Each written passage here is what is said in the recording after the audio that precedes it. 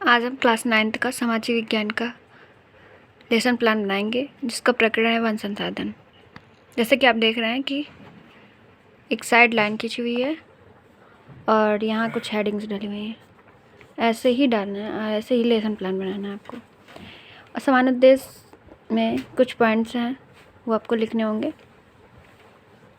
जैसे कि यहाँ पर दिख रहे हैं 5 पॉइंट्स लिखे हुए हैं। तो पहला है छात्रों में प्रकृति के प्रति प्रेम उत्पन्न कराना व प्रकृति को संसाधनों का सदुपयोग कराना। देख लीजिए। छात्रों को मानसिक स्थितियों का ज्ञान कराना, भौगोलिक परिस्थितियों का मानव जीवन पर पड़ने वाले प्रभावों का ज्ञान कराना।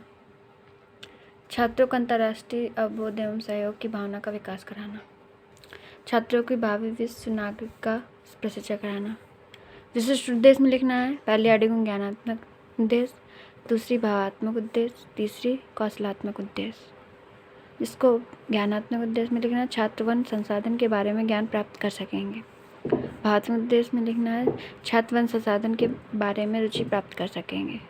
तीसरा लिखना है कौशलात्मक उद्देश्य में, छात्र चित्र के माध्यम से ज्ञान प्राप्त कर सकें। एंड लास्ट 2 हेडिंग डालनी है, जिसका पहला है सहायक सामग्री। आप जो सहायक सामग्री में यूज कर रहे हैं, रोलर बोर्ड भी यूज कर रहे हैं, तो वो आप लिख सकते हैं। जैसे यहाँ पर चाक, डस्टर, ये आपको सहायक सामग्री में लिखना है। रोलर बोर्ड भी लिख सकते हैं। चाक, डस्टर तो सब लोग यूज करते हैं। पूर्व विज्ञान में लिखना, छात्र वन संसाधन के बारे में पूर्व ज्ञान कर सकते हैं। नेक्स्ट ऐसे बनाना है। आप यहाँ साइड में ऐसे चित्र चिपका सकते हैं, और ऐसे चिपकाना नहीं, ऐसे ही अच्छा लगता है, तो ऐसे चित्र चिपकाना है। आपको 2 पेज की सहायता से एक पूरा लेसन प्लान बनाना है। पहला कितनी लाइन्स होंगी, 1 2 3 4 5 6। तो फर्स्ट में शिक्षण बिंदु लिखना है। दूसरे में छात्राध्यापक क्रियाएं लिखना है। फिर इसमें छात्र क्रियाएं लिखना है। फिर विधि प्रविधि लिखना है। फिर श्यामपटकार लिखना है। फिर मूल्यांकन लिखना है। देखिए, प्रस्तावना प्रश्न लिखेंगे। जैसे कि वन संसाधन है, तो उसमें प्रस्तावना प्रश्न होंगे। भारत का अधिकांश जनसंख्या कहाँ निवास करती है? गांव में। गांव के लोग खाना किससे खाते हैं, किससे बनाते हैं? ईंधन से। ईंधन के मुख्य स्रोत क्या है? लकड़ी, कोयला, कंडे। लकड़ी किससे प्राप्त होती है? वनों और पेड़ पौधों से। वन संसाधन से आप क्या समझते हैं? समस्यात्मक प्रश्न। बच्चे निरुत्तर रहेंगे और प्रश्न आपका वहीं से आपको उठेगा। उद्देश्य कथन लिखना है कि आज हम पहले आपको प्रकरण नहीं डालना। जब आप ये क्वेश्चंस कर लेंगे, फिर उसके बाद उद्देश्य कथन में आप प्रकरण डालेंगे कि आज हम वन संसाधन के बारे में अध्ययन करेंगे। इसके बाद नीचे आएंगे। नीचे लिखेंगे कि फल फूल कैसे प्राप्त होते हैं? पेड़ पौधों से, वनों से। और वनों के से आप क्या समझते हैं? तो यहाँ निरुत्तर लिखना है। ठीक है, यहाँ लिखना है। तो फिर छात्राध्यापक का क्रिया लिखना है यहाँ पर, और यहाँ पर उसका टॉपिक का नाम लिख देना है। वनों का अर्थ, पहले हम वनों का अर्थ बताएंगे। ये यूनिट 1 हो गई आपकी। तो उसमें क्या लिखा है? जब किसी स्थान पर बहुत से पेड़ पौधे उपयुक्त भूमि और वर्षा मिल जाने के उग जाते हैं, तो उस क्षेत्र को वन कहते हैं। मानव की आधारभूत आवश्यकताओं की पूर्ति के लिए सदा वनों का दोहन किया जाता है। इसलिए वन किसी भी राष्ट्र की अति मूल्यवान संपत्ति होती है। वनों से प्राप्त लकड़ियों को जीव जंतुओं के लिए आवास बनाया जाता है। और वन संसाधन, ये वनों के बारे में कोई भी चित्र आप गूगल से निकाल के बना सकते हैं। फिर जैसे कि 1-2 पेज को लेके हमने बनाया है, तो अब ये हो गई चौथी हेडिंग। इसमें लिखना है प्रश्नोत्तर विधि।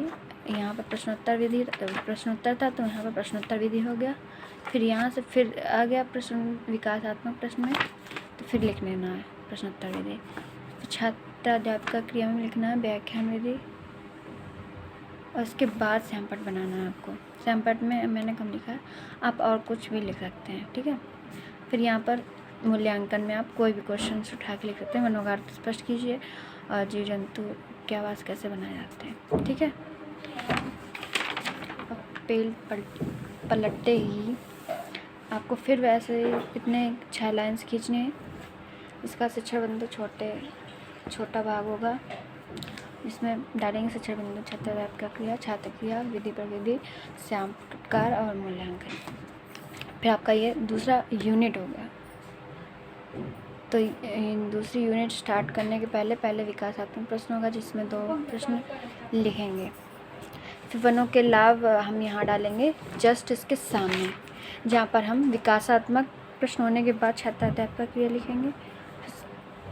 इसके सामने वनों का लाभ हम लिखेंगे, ठीक है। तो आप देख सकते हैं वनों के मुख्य रूप से 2 प्रकार के लाभ होते हैं, पहला प्रत्यक्ष और दूसरा अप्रत्यक्ष। पहला प्रत्यक्ष और दूसरा अप्रत्यक्ष लाभ। वनों के प्रत्यक्ष रूप अनेक प्रकार की लकड़ियाँ प्राप्त होती हैं, वो व्यावसायिक और घरेलू होती हैं तथा गोंद, चमड़ा, रंगने के पदार्थ और सदियों की जुड़ी बूटियाँ प्राप्त होती हैं। लाभ गोंद, चमड़ा ये सब प्राप्त होता है किसमें? प्रत्यक्ष में।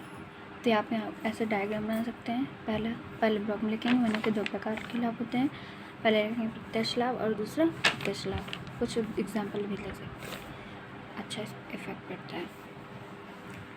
फिर हम यहाँ पर सैंपटकार बनाएंगे। यहाँ पर वही लिखना है कि प्रश्नोत्तर विधि, व्याख्यान विधि, फिर प्रश्नोत्तर विधि। यहाँ व्याख्यान विधि लिखेंगे।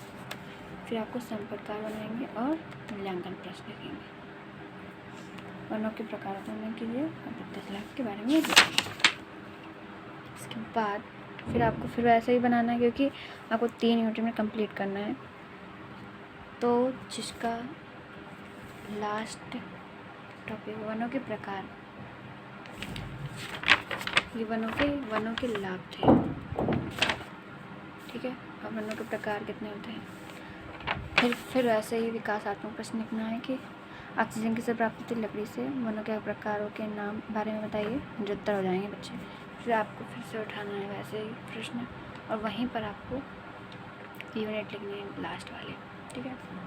वनों का प्रकार ऐसे लिख देना, कुछ लिख देना है ऐसे जैसे मैंने लिखा। प्राकृतिक वनस्पतियाँ व वन्य जीव किसी भी राष्ट्र की समृद्धि के आधार होती है।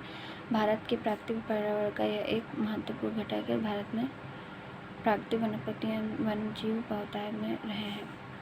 ध्यानपूर्वक सुनेंगे। सदाबहार वन, ज्वारी वन और पर्वतीय वन। सदाबहार वन ये वन देश में उन प्राणों में मिलते हैं जहाँ औसत में 200 सेंटीमीटर अधिक वर्षा होती है। जहाँ पर 200 सेंटीमीटर अधिक वर्षा होती है वहाँ पर क्या होता है? सदाबहार वन पाए जाते हैं। औसत तापमान 24 डिग्री सेंटीग्रेड लगभग रहती है। ज्वारी इन्हें दलदली भाग वन भी कहा जाता है। ये वन डेल्टाई भाग में पाए जाते हैं। ये हो गया ज्वारी भाग। लास्ट पर्वतीय वन। पर्वतीय वन इस प्रकार के वन दक्षिण भारत में महाराष्ट्र के महाबलेश्वर ऊंचे भागों में पाए जाते हैं। पर्वतीय वन हो गया। फिर वैसे लिखना है प्रश्नोत्तर विधि, व्याख्यान विधि, और यहाँ सैंपटकार बनाना है और मूल्यांकन प्रश्न लिखना है। कुछ भी ज़्यादा भी लिख सकते हैं, बहुत ज़्यादा नहीं लिखना है, क्योंकि आप वैसे भी रियल में सैंपटकार में थोड़ा थोड़ा ही लिखते हैं। तो यहाँ आप दो मैगज़ीन बना सकते हैं। दो मूल्यांकन बनाने हैं कि सदाबहार वन के बारे में समझाइए। लास्ट होगा आपका इसी पेज में चाहिए। कच्छ निश्चयकार, पुनरावृत्ति प्रश्न, गृहकार। कच्छ निश्चयकार में लिखना छात्र अध्यापक कक्षा में घूम घूम कर निश्चय करेंगे। पुनरावृत्ति प्रश्न में लिखना ऑक्सीजन किससे प्राप्त होता है? फल हमें किससे मिलते हैं? लकड़ी हमें किससे प्राप्त होती है? रबर कैसे प्राप्त होता है? वनों के होने वाले लाभ बताइए। वनों के कितने प्रकार होते हैं? पर्वतीय वन किसे कहते हैं? और फिर गृहकार हो गया। फिर आपको ये